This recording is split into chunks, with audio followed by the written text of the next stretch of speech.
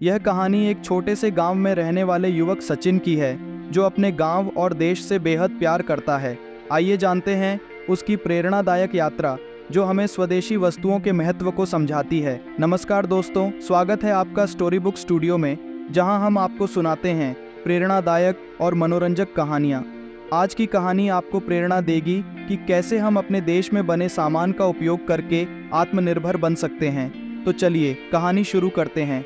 सचिन एक साधारण किसान परिवार से था, जो भारत के मध्य प्रदेश के एक छोटे से गांव में रहता था। उसका जीवन खेती बाड़ी में ही व्यस्त था, लेकिन उसमें एक खास बात थी।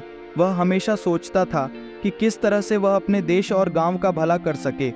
सचिन ने अपने बड़े बुजुर्गों से सुन रखा था कि पहले समय में गांव के लोग केवल स्वदेशी वस्तुओं का ही उपयोग किया करते थे, लेकिन धीरे धीरे विदेशी वस्तुओं का क्रेज बढ़ने लगा और लोग अपने देश की बनी चीज़ों से दूर होते गए।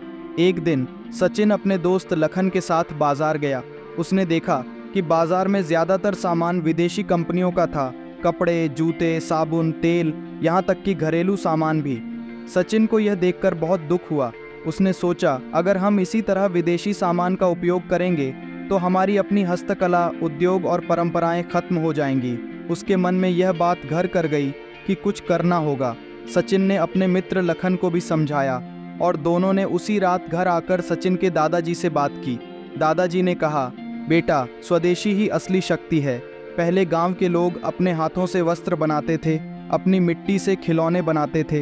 हर घर में कोई न कोई काम करता था और हमें कभी किसी विदेशी चीज़ की ज़रूरत नहीं पड़ती थी।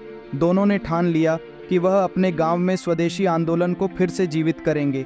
अगले दिन दोनों गांव के प्रधान जी से मिले और अपनी योजना बताई। प्रधान जी उनकी बात से सहमत हुए और उन्होंने गांव के सभी लोगों को पंचायत बुलाकर इस बारे में चर्चा करने का निर्णय लिया।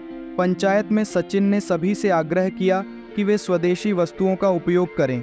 उसने कहा, अगर हम अपने देश के कारीगरों और किसानों का साथ देंगे तो न सिर्फ हमारा गांव बल्कि पूरा देश आत्मनिर्भर बन जाएगा। विदेशी वस्तुएं हमारी अर्थव्यवस्था को कमज़ोर कर रही हैं, जबकि स्वदेशी वस्तुएं हमें सशक्त बना सकती हैं। लोगों ने सचिन की बात सुनी और धीरे धीरे गांव में स्वदेशी वस्तुओं का प्रयोग बढ़ने लगा। लोग खुद के बने वस्त्र पहनने लगे, मिट्टी के बर्तन और खिलौने बनाने लगे। गांव में एक नई ऊर्जा का संचार हुआ।